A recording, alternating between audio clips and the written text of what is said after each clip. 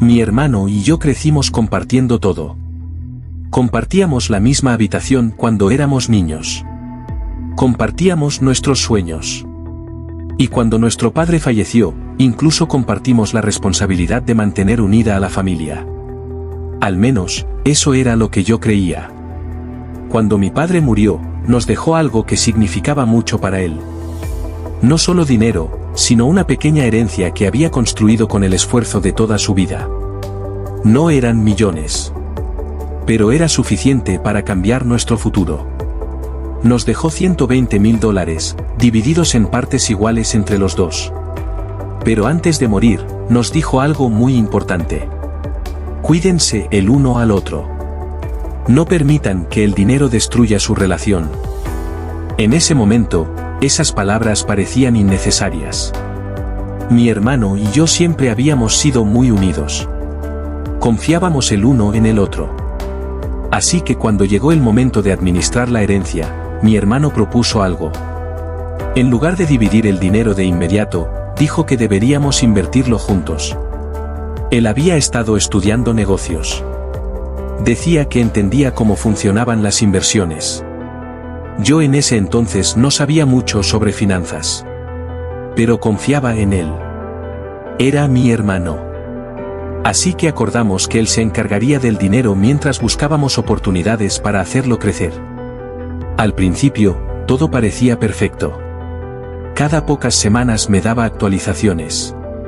Me hablaba de inversiones. De acciones. De oportunidades en bienes raíces. A veces incluso me mostraba documentos y hojas de cálculo. Los números se veían bien. Según él, nuestro dinero estaba creciendo. Lentamente, pero de forma constante. Y honestamente, me sentía orgulloso de él. Pensaba que estaba asumiendo la responsabilidad por los dos. Pasaron los meses. Luego pasó un año. Y cada vez que le preguntaba sobre la inversión, me daba la misma respuesta. Todo va muy bien. Pero algo empezó a sentirse extraño. Cada vez que le pedía detalles específicos, cambiaba de tema. Cada vez que le pedía ver las cuentas, decía que me las mostraría después. Al principio lo ignoré. Después de todo, éramos familia. ¿Por qué me mentiría? Pero esa sensación no desaparecía. Un día decidí revisar algo por mi cuenta. Le pedí la información del banco donde supuestamente estaba la cuenta de inversión. Dudó. Solo por un momento.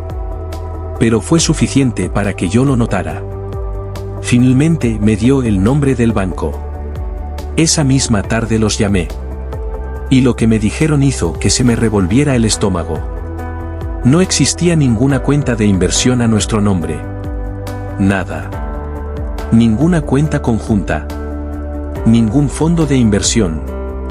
Ningún registro del dinero. Al principio pensé que tenía que ser un error. Tal vez había usado otro banco.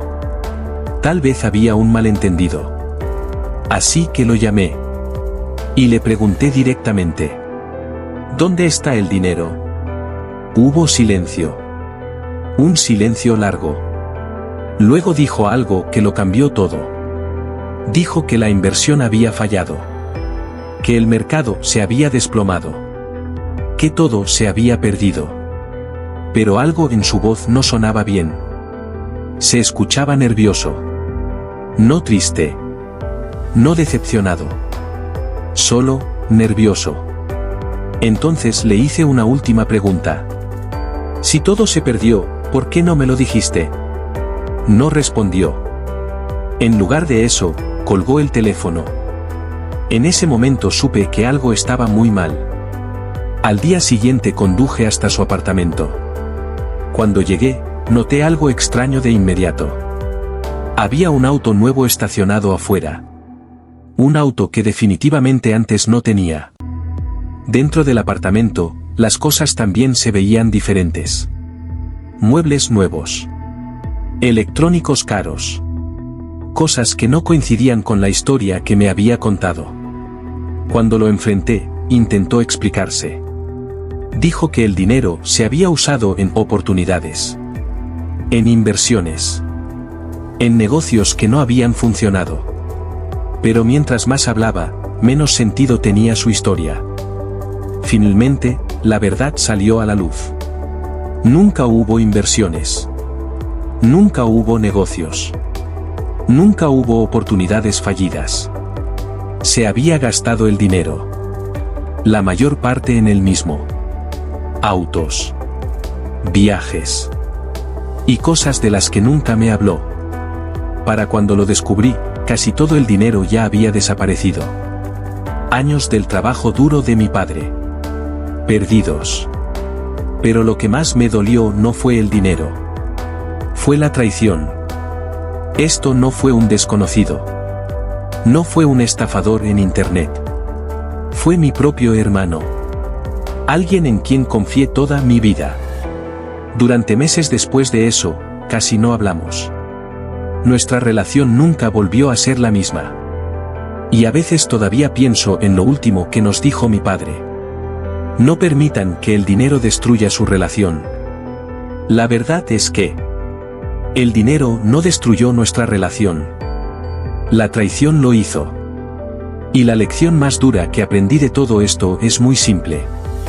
A veces, las personas en las que más confías son las que tienen el poder de lastimarte más.